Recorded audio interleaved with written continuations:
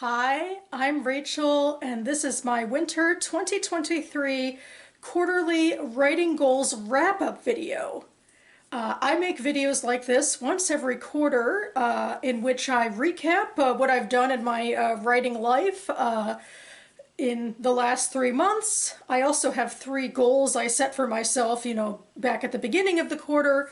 So I go through whether or not I achieved those, or if a certain SEPTA might have to visit me to shame me. And then I go ahead and set myself new goals for the next upcoming quarter. This I feel like is a lot more fun and attainable than doing annual goals. I definitely enjoy keeping up with myself and with these videos every 3 months. I find them a little fun and also intimidating. Anyway, I have a lot to sort of discuss in this video, so I section parts off and you'll see little markers coming down over the screen, and here we go. I almost feel like I don't have a lot of general stuff to say about this quarter, but that's not really fair at all. I guess I kind of wish that I were more involved in a diverse array of organizations or what have you. Like, I'm technically a member of the Maryland Writers Association, but I haven't really done much with them in a while. I kind of have their annual conference on my radar, but that's not until the fall. And that being said, I am very involved in 2 other writing ventures. I'm very involved with the DC Writers Salon, which is an organization I go to. I should say it's a homegrown organization in the DC area for writers of all stripes to come together. The main output is giving us a space and scheduled writing times to actually sit down and write. And so I go twice a week just to do that. And then there is more stuff that has cropped out, especially this last quarter, that's been so exciting. So one thing I've done more recently is I joined the Salon's short story affinity group, and we've already met twice to talk about short stories and to also workshop short stories with each other, because, in the writing groups, it's a much wider diversity of different genres. But yeah, now I'm getting in close and personal with the short story writers, and later on, I think sometime in the next quarter, the fantasy writers are getting together as well, so I'll be joining them. And I'm also part of a digital, or virtual, I should say, beta reading group for my fantasy novel. We started meeting, I talked about them in my last quarterly wrap-up video. We'd met a couple times then, and we're going strong. I think we're all about into our Act 2 somewhere. We share about 8,000 words every month with one another, and then meet to discuss them after, critiquing them privately and putting, thoughts in track changes in Word, that sort of thing. And yeah, we're all just trundling along, and our system is going really well, I think, and it's very exciting, and I'll talk about it in more detail coming up in later sections. Except maybe to say, among some of our chatter with one another, we have started sharing social media addies and that sort of thing. So in case anybody from the group stumbles upon this video, hey guys! And finally, speaking of short stories again, I have one out on submission that remains out on submission. I've been submitting it for several months now, and alas, not getting any acceptances so far, but I still feel like I have my foot in the game, and we'll see where it goes. In this next section, I veer away from talking about fiction, which is my primary purpose of doing these videos. But a lot of my writing I do month per month and, throughout my years is nonfiction, like book reviews. I do a lot of book reviews that end up on my monthly literary newsletters. And I also do blog posts. I maintain 3 blogs, and I try to update them at least once a month, per blog. And I thought in this section I would go ahead and share my favorite posts of the quarter, one per blog. So I'm going to start with Jewish DC, which is a blog where I chronicle the Jewish happenings in the Washington, DC area, which is where I live. And there's one I just did for an event that just happened that's called the Pesach Pop-Up Midrash and Makers. Pesach is the word for Passover, which is coming up in the imminent future. And pop-up means this is just a pop-up event with one of the rabbis of my synagogue and this other member of the synagogue who's a bit of a crafter. And she decided, what if we do something fun and crafty for Passover? And maybe we could focus on Elijah's cup, which is a major part of the Seder table. Elijah is a prophet who is a part of the whole Seder getup, and we have this special section near the end of the Seder where we invite him in, and he has his own cup and place where he can drink some wine with us, as you do. And of course, to start this with the rabbi, we had to go over some of the texts in the Bible and in the other writings like the Talmud about how the perception of Elijah and the persona changed and morphed from the Bible, and then what the rabbis had to say about him later. That was kind of fun, but it was also very quick because we wanted to quickly get to the crafting portion where we had some like glasses and that sort of thing, and a lot of craft materials I assumed was brought in from the preschool for us to play with. So here is my cup that I made with a bunch of tissue paper that I paged, I think it is, that type of glue onto this glass that I bought from Michael's that morning. I had a lot of fun.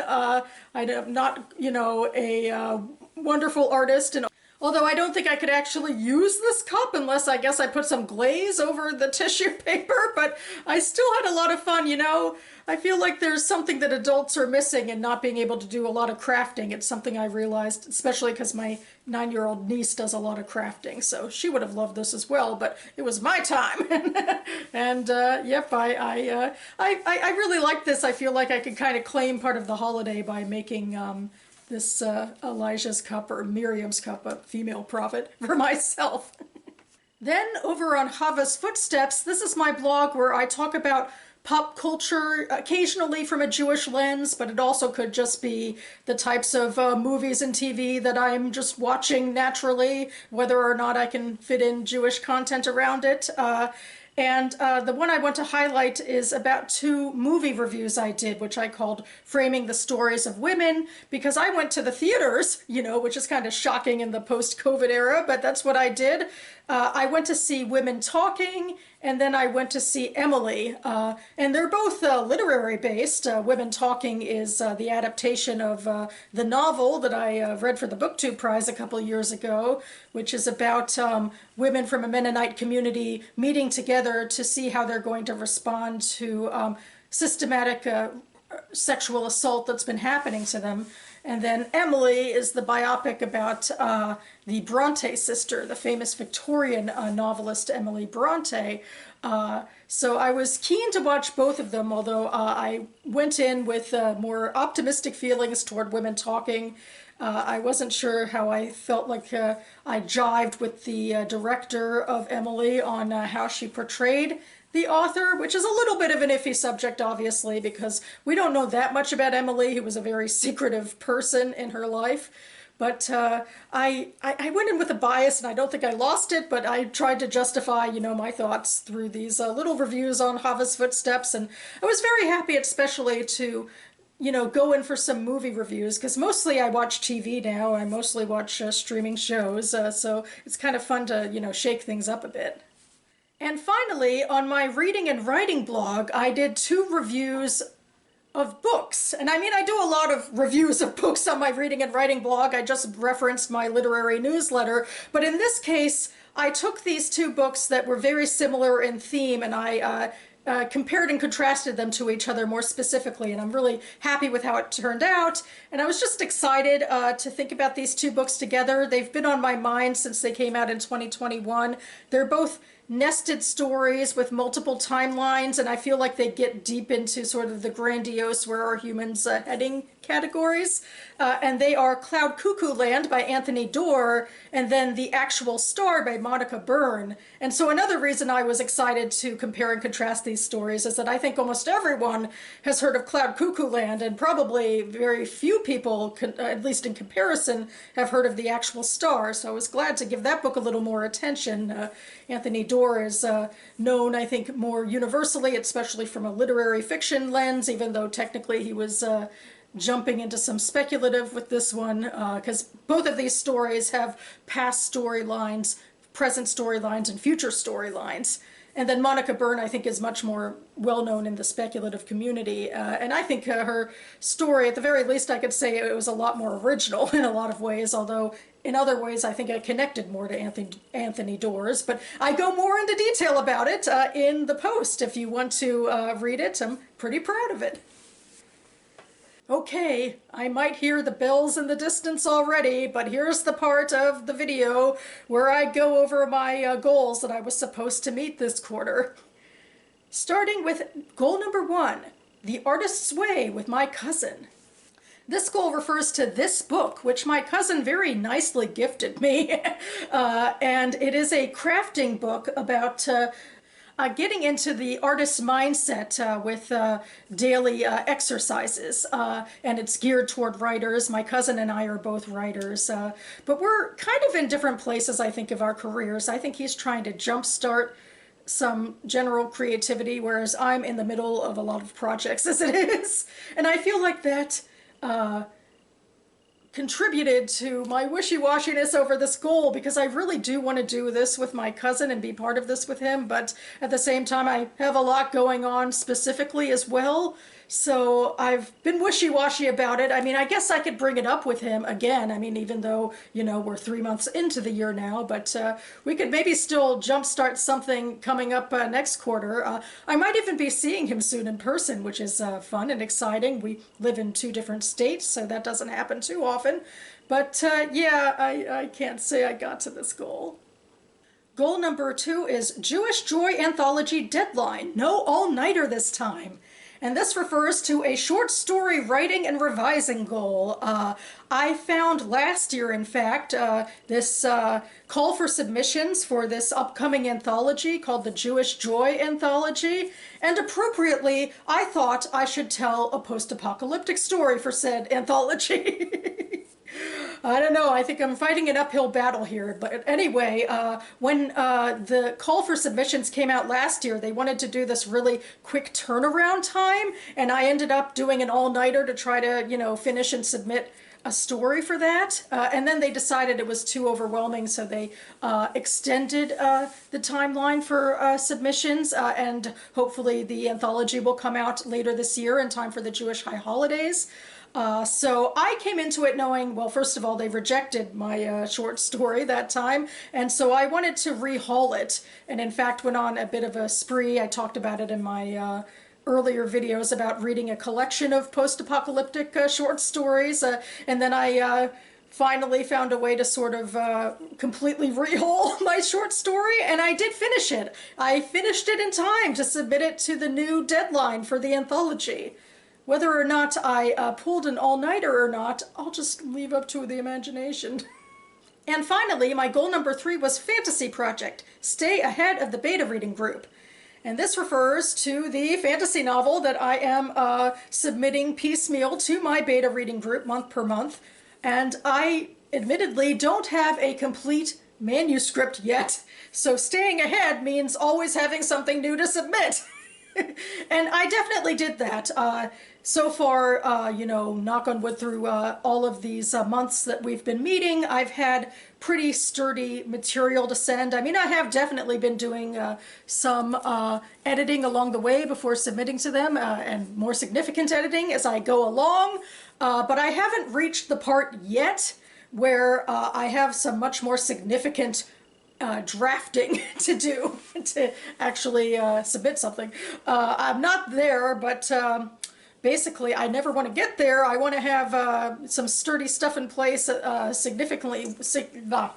significantly well before I have to submit it. No all-nighters this time. I don't think I could do 8,000 words as an all-nighter. I don't know.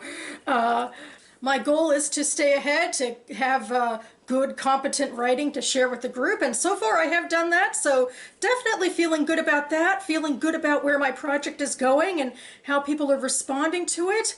But, you know, to circle back to all of my goals, I didn't meet all of them. That's definitely true, so.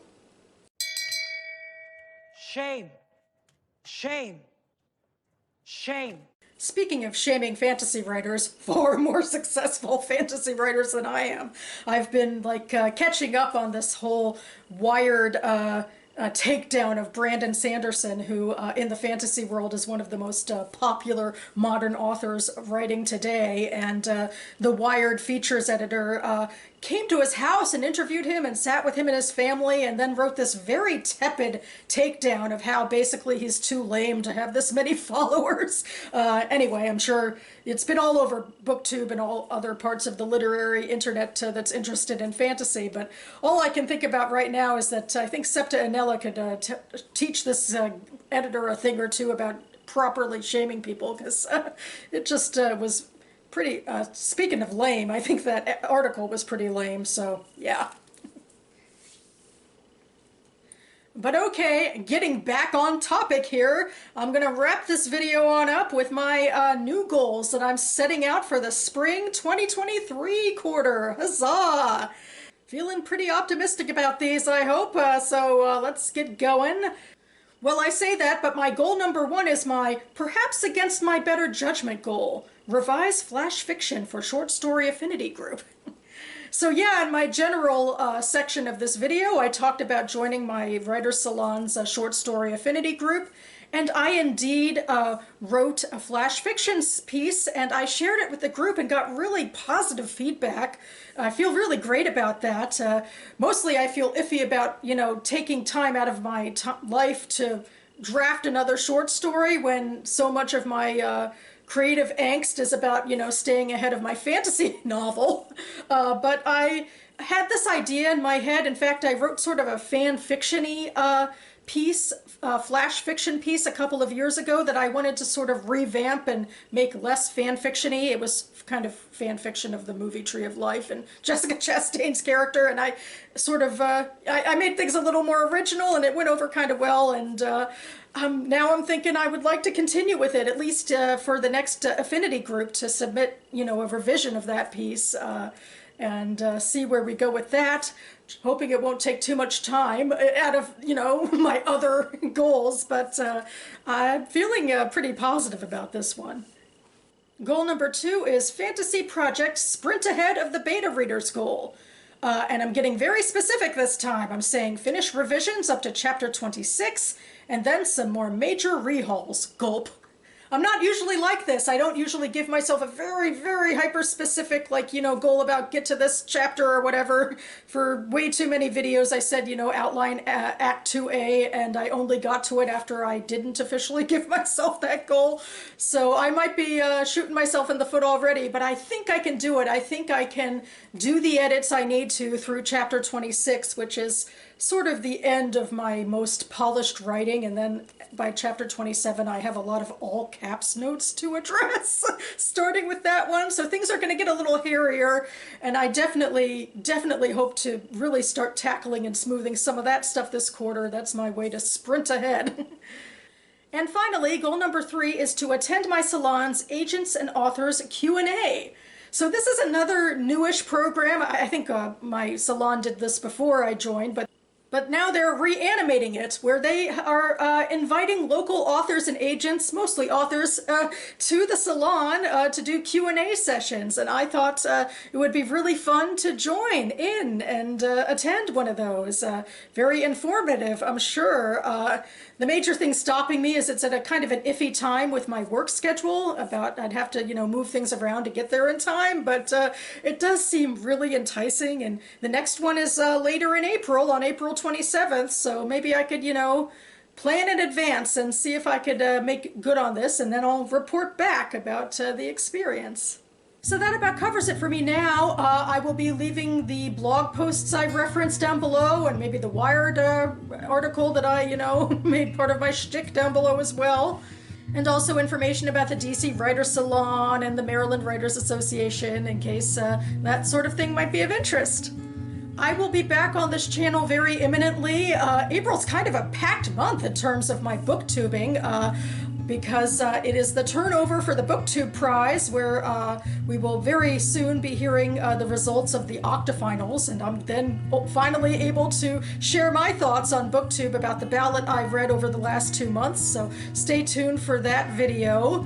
And then, of course, shortly after that, we will be starting the quarterfinals round, and I'll be sharing my TBR for that, and then I have some TBR games I also want to play, and etc. So yeah, very excited for the octafinals results and how my own feelings coincide with the rest of my fellow judges. So stay tuned for that. I hope all of you are feeling good about your quarterly artistic goals, and hang in there, we still got lots more of the year to come. Thanks so much for watching, everyone. Keep writing, and I'll see you next time.